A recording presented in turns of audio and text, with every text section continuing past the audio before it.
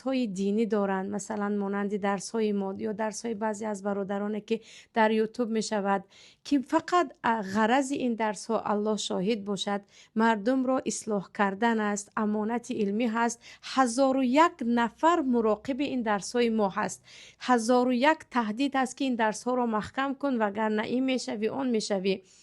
در حالی که یگان ضرر ما خداوند شاهد است که به مردم به جز فایده نمی رسد. ببینید که چقدر امروز روز از روز صف قماربازها زیاد شده ایستاده است، با نام بازی در یوتیوب بر علا